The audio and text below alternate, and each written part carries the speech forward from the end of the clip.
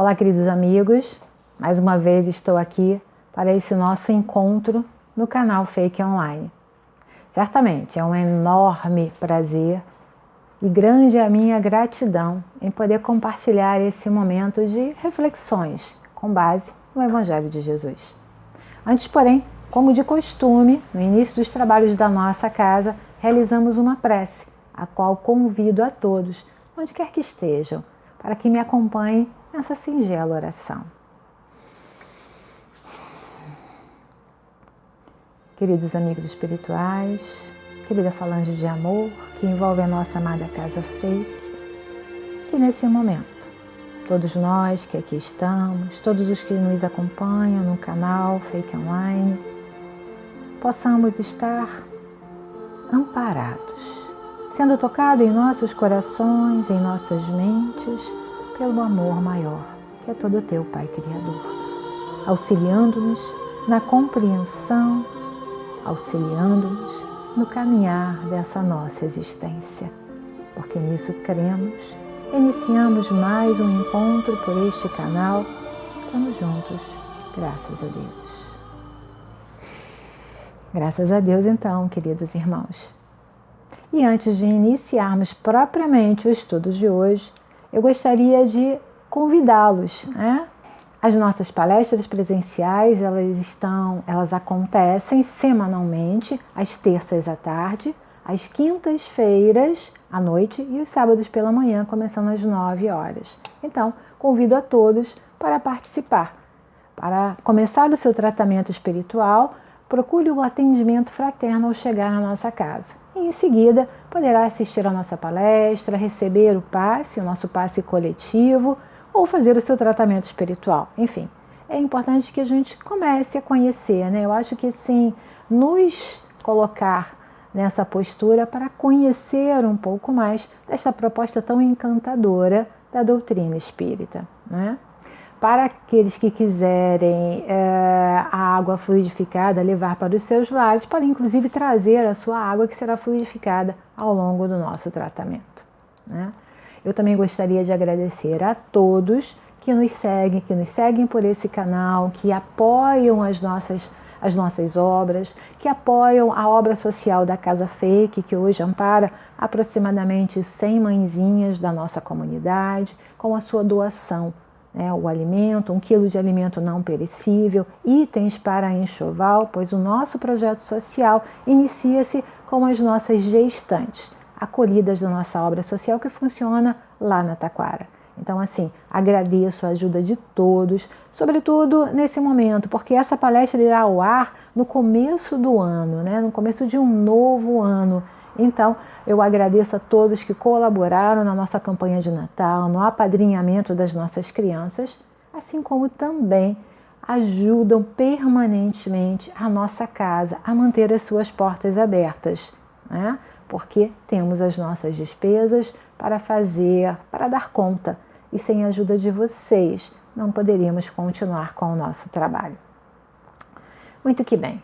Então vamos agora para a nossa sequência de estudos no canal da Fake Online. Estamos estudando o Evangelho segundo o Espiritismo, item a item, capítulo a capítulo. Hoje nós vamos refletir sobre o item 13, na verdade, dentro do capítulo 13 do Evangelho segundo o Espiritismo, o item 5, que é o óbolo da viúva, e os comentários que vêm a partir desta passagem que está lá no Evangelho. Está no Evangelho de Marcos e de Lucas também. E eu vou ler a passagem para vocês. Bom, Jesus, sentado diante do tesouro do templo, observava de que maneira o povo aí lançava o dinheiro e que várias pessoas ricas depositavam muito. Vindo uma pobre viúva, depositou somente 2 moedinhas. Então Jesus, chamando seus discípulos, disse-lhes: em verdade vos digo que esta pobre viúva deu mais que todos os que depositaram dinheiro neste cofre, pois todos os outros deram de sua abundância, mas ela, em sua indigência, deu tudo o que tinha, tudo o que possuía para viver. Marcos, capítulo 12, e Lucas, capítulo 21. Essa é a passagem que nós vamos começar a refletir. E o Evangelho segundo o Espiritismo começa os comentários sobre essa passagem com algumas questões que nos ajudam a pensar sobre esse episódio, sobre aquilo que Jesus ressaltou na sua observação naquele momento. Vamos contextualizar esse texto evangélico, para avançar um pouquinho mais na proposta dessa reflexão. E a reflexão, ela nos convida a repensar o valor que envolve a caridade, ou melhor dizendo, a caridade como um valor, como uma virtude. Na sociedade patriarcal do tempo de Jesus, somente era permitido às mulheres sobreviver com o amparo do esposo, do filho ou do pai, até o momento em que ela se casasse. Ou seja, ela fazia parte do patrimônio daquele homem, quer seja marido, quer seja um filho, quer seja o pai. Por isso é que vemos as mulheres no Evangelho, tanto no Antigo quanto no Novo Testamento, ao lado dos órfãos, representando os mais pobres e oprimidos daquela sociedade. A viuvez, principalmente no caso da mulher, fazia com que sua condição econômica e social mudasse drasticamente. Não importa como ela vivia, não importam todos os bens que envolviam aquela família. Se o marido viesse a falecer, ela perdia tudo. Além da angústia, do luto, a mulher perdia a proteção legal do esposo, o que normalmente a colocava em situação de pobreza, de penúria, salvo se tivesse um filho em idade de trabalhar e poder cuidar dela. Mas se não tivesse, se ao contrário tivesse filhos menores, a coisa não ficava muito fácil para ela, não.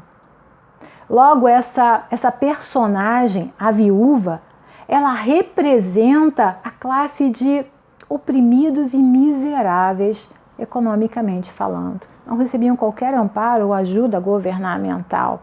E naquela época existiam, sim, algumas ajudas governamentais para a pobreza, os mendigos que podiam ser registrados, por exemplo, e a gente tem passagens sobre isso, sobre o valor disso dentro do Novo Testamento, sim. Mas a mulher, a viúva, não tinha qualquer amparo legal. E aí vem a pergunta, por que alguém nessa condição, ainda contribuiria com um donativo? Alguém que não tem nada. Por quê? Percebam que a doação era algo de vital importância na comunidade religiosa, uma vez que as bênçãos estariam atreladas ao ato de doar. Até os dias de hoje, ainda temos esse vínculo ou esse olhar para a questão das doações. Lembro até daquela citação, é dando que se recebe, gravada em nosso íntimo, não é? E que está imortalizada na oração de São Francisco. Sim, isso está gravado no nosso íntimo. É dando que se recebe. Lamentavelmente, a interpretação é equivocada quanto a essa frase do é dando que se recebe. E não mudou ao longo de todos esses séculos. Ainda doamos para receber em troca. E muitos são os exemplos. As promessas, desde as mais bizarras até as mais simples, refletem sempre uma doação atrelada a uma recompensa, algo que desejo receber, não é? Se Santo Antônio não me trouxer o marido que desejo, vai ficar amarrado dentro do armário de cabeça para baixo e só soltarei se o marido aparecer. Se recebo uma grande bênção, vou de joelhos do Rio de Janeiro até a Aparecida do Norte. E vou ferrar completamente o meu corpo físico, mas eu vou pagar minha promessa porque eu recebi. Eu estou fazendo uma troca com Deus. E nesse caso, Deus quer me punir, porque Ele vou acabar com o meu corpo físico. Será? Algo para a gente pensar, não é verdade? Ainda somos motivados pelas recompensas, sejam materiais ou divinas. E é isso que o Evangelho segundo o Espiritismo apresenta como uma primeira reflexão. O quanto nossa doação está livre do desejo de recompensa. Quanto? Vejam, meus irmãos, eu atuo junto ao grupo social da nossa casa Fake. Já tenho algum tempinho. E nós temos uma história, né, que virou uma espécie de piada interna entre os voluntários, né? Porque certa vez um aspirante a voluntário, uma pessoa que queria começar no trabalho voluntário, no trabalho social, ele veio pedir uma informação sobre o trabalho, como acontecia e tudo mais. E depois de receber as informações, ele chegou e disse a seguinte frase: bom, como eu não estou fazendo nada, vou trabalhar na obra social. E isso realmente virou a nossa piada interna toda vez que um voluntário se apresenta para trabalhar com a gente, né? Ou diz alguma coisa muito parecida ou não tem um entendimento do que é o trabalho social. Porque atuar no voluntariado não é para quem está ocioso, ao contrário, é para quem quer se comprometer. Requer firme decisão em assumir uma tarefa, se dedicar a uma atividade que nem sempre é prazerosa. Imagine se é prazeroso você mexer em doações, sacos, né, cheios de tralhas, roupas, muitas vezes mal cheirosas, muitas coisas que não são higienizadas, que estavam lá guardadas, sabe-se lá onde, e que as pessoas simplesmente despejam aqui. Livros mofados. Sim, nem sempre é prazeroso. Os sapatos em condições absurdas. Roupas íntimas que não foram sequer lavadas. Isso é o que o voluntário precisa triar para identificar aquilo que serve, aquilo que não serve, aquilo que pode ser usado, aquilo que não poderá mais ser usado. Passar horas fechado numa salinha, verificando se os itens eletrônicos que foram dados, se eles estão em perfeito funcionamento ou não. E a grande maioria nem funciona, porque o doador não se dá ao trabalho de verificar se aquilo está em boas condições. Muitas vezes nós ouvimos frases do tipo: está um pouquinho ruim, mas se levar para consertar, resolve. Mas quem vai consertar? Quem vai colocar o saltinho no sapato que soltou? Quem vai pregar o botão na camisa que não está mais, né, que foi doada, que não serve para você? Quem vai tirar a mancha da roupa? Mas é para pobre. Sim, é para quem necessita. Mas quem necessita é alguém como cada um de nós. Porque a minha doação precisa ter esse valor, esse cuidado de doar aquilo que ainda serve, ainda funciona e está em perfeito estado. Mas isso também é uma construção, sim. Não traz recompensas materiais o trabalho social, o trabalho de voluntariado. Quanto às recompensas para o espírito, né? Ao começar no trabalho social, muitas vezes pensamos nisso: tá bom, eu não tenho recompensas materiais, eu estou doando o meu trabalho, mas eu vou ter recompensas espirituais. E aí lembramos que o trabalho é escolha e oportunidade para aprendizado e resgates, não para recompensas. Pode parecer um tanto duro o que estou falando, né? Mas essa é a realidade que buscamos tornar clara a todos os que buscam o serviço. Sim, claro está que nós que trabalhamos como voluntários, quer seja como médiuns, quer seja na obra social, quer seja na recepção da nossa casa, claro está que nós nos sentimos recompensados. Isso até parece um paradoxo, não é? Como assim? Recompensados, se eu acabei de dizer que não o somos. Veja, o sentimento que nos envolve ao atuarmos nesse segmento é a da mais pura alegria. Ao final de um trabalho social, a nossa obra social, por exemplo, nós nos sentimos energizados, ainda que cansados fisicamente, mas energizados, felizes em atuar naquela atividade social. Mas não porque seremos recompensados quando, por exemplo, retornarmos à pátria social. Não é isso, a pátria espiritual, né? Desculpe. Não é isso que nos move. Sermos recompensados quando chegarmos à pátria espiritual, não. Não nos move trabalhar no social para sermos bonzinhos ou para nos sentirmos bonzinhos ajudando o próximo que está em situação tão lamentável. Não é isso, claro que não. Mas, sobretudo, nos sentimos recompensados porque aqueles momentos muito nos enriquecem. Nos enriquecem de vida. É isso que acontece com cada um de nós. Trabalhar no social nos enriquece de experiências singulares, porque nos oferece a oportunidade de refletirmos sobre a nossa caminhada, como estamos vivendo e como estamos sentindo esse mundo. Nos possibilita perceber qual a parte que nos cabe, o que dá para melhorar, o que dá para fazer e aquilo que não podemos mudar, e trabalhar a nossa paciência, a nossa tolerância. Aprendemos o valor das coisas intangíveis, exercitando a gratidão pelo que temos. Trabalhar no social, trabalhar como voluntário, amplia certamente a nossa visão de mundo.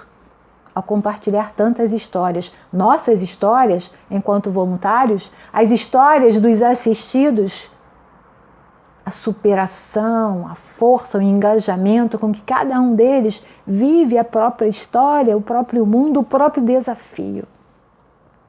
E eu penso que isso é o grande motivador.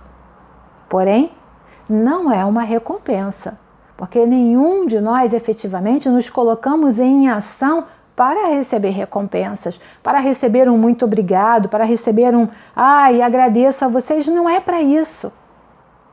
A essência da atividade está em servir por servir.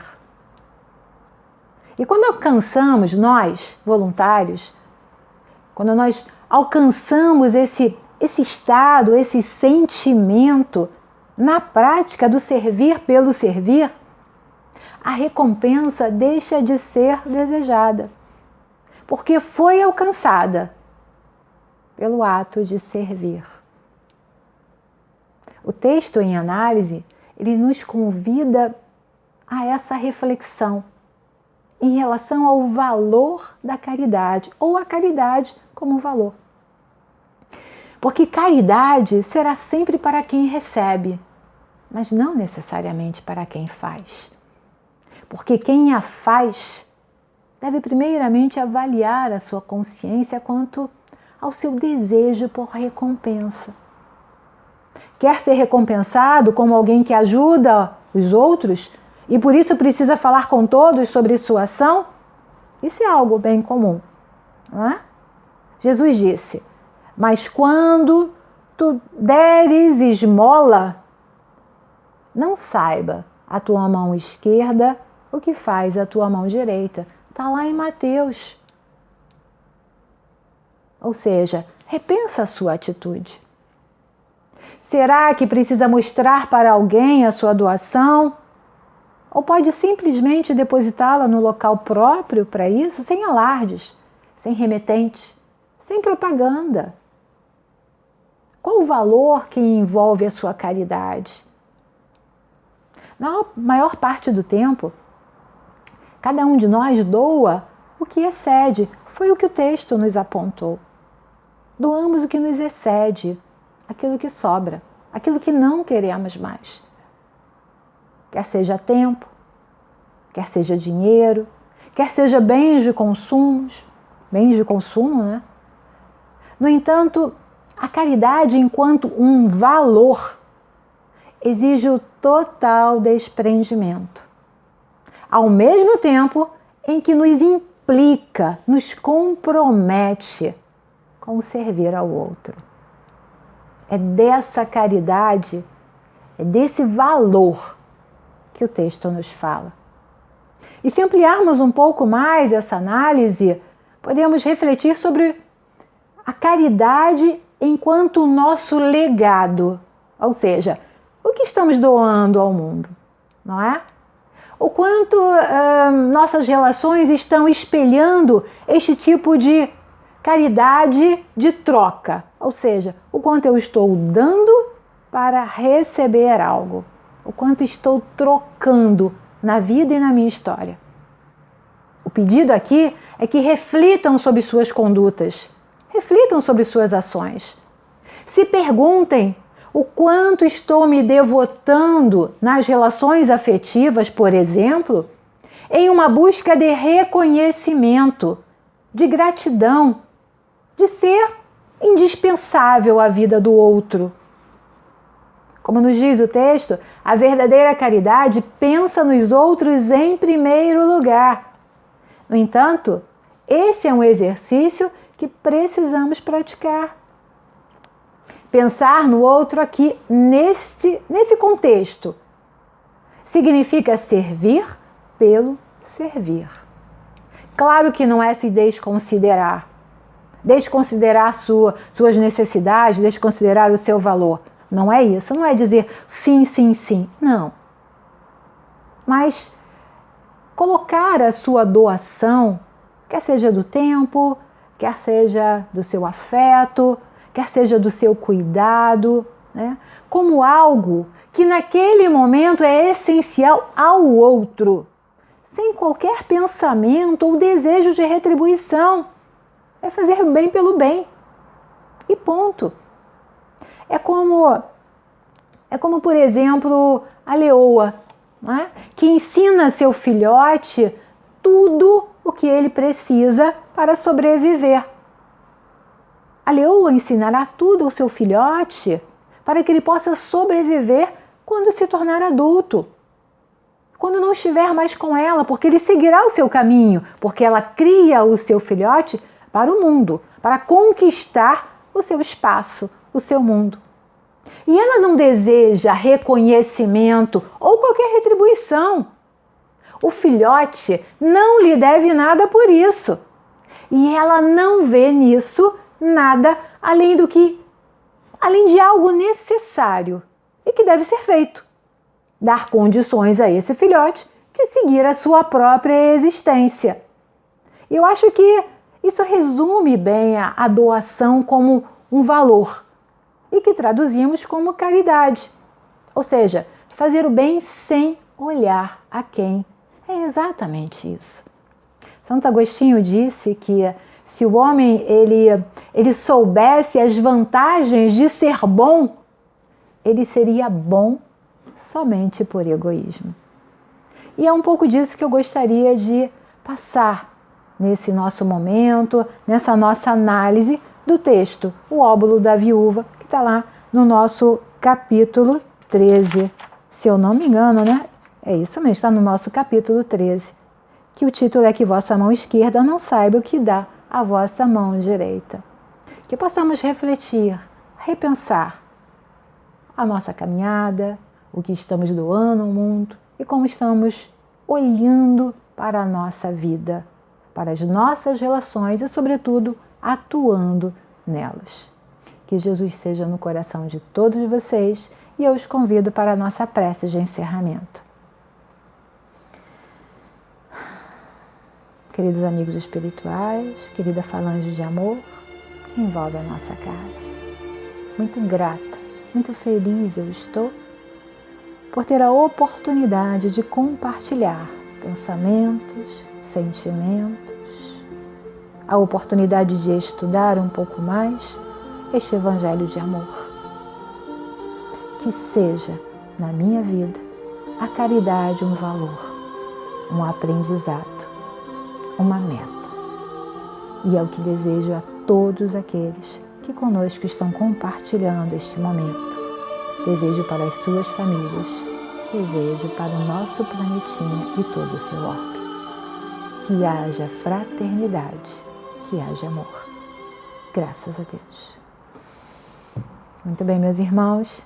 Como sempre, eu agradeço a paciência, a boa vontade de vocês por nos acompanharem em mais esse momento, que bem possam refletir sobre esse capítulo que eu os convido.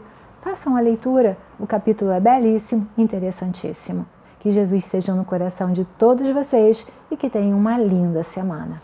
Graças a Deus.